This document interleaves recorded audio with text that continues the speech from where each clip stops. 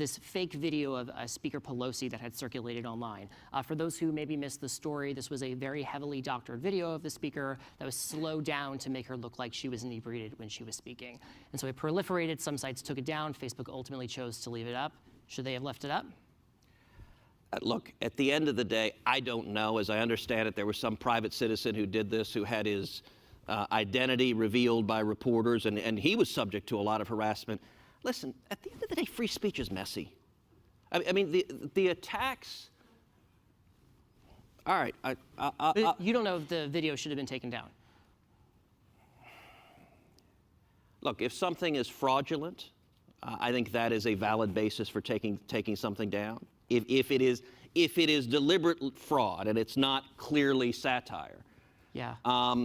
But there's a difference between fraud and not liking what's being said, and there's a great deal of subjective decision making with no transparency in terms of what's happening.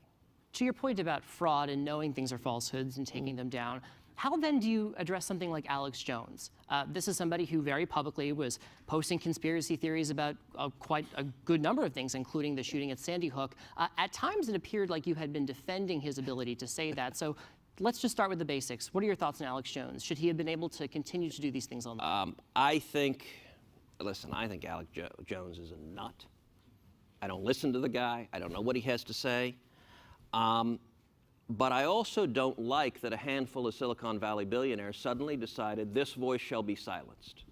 We, the Star Chamber, have spoken, and his listeners have no right to hear him. Now, part of the reason I spoke out in support of Alex Jones is because he's been a son of a bitch to me.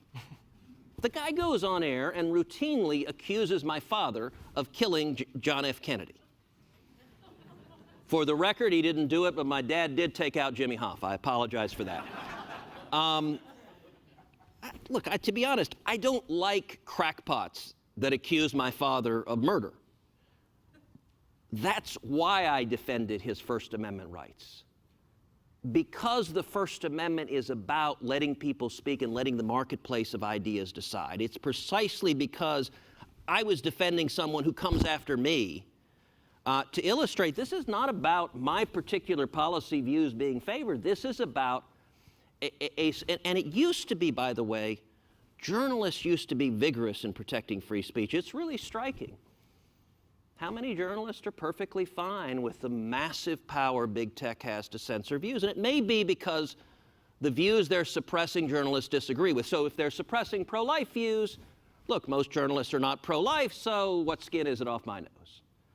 Well, I think that's a very dangerous power to hand over if you suddenly have 2 or 3 billionaires deciding what speech is allowed, what speech is not, and it's all invisible. But Senator, this was an example of somebody who has a very large following that had been enabled in some ways by the social media platforms that later banned him to spread those falsehoods.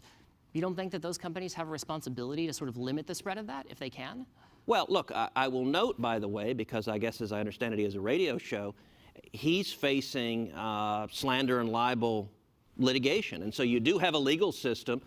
You know, if he's spreading slanders and libels, look, in my instance, he certainly is in my instance, but you know, and I will confess, my father contemplated filing a lawsuit, but I told him, you know the old line,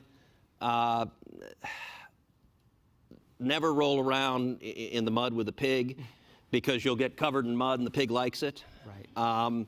That, frankly, was my advice to my dad. Just don't mess with this guy. But we do have a legal system that provides a remedy for that. And the one group that is magically immune from that are the big tech companies. I guess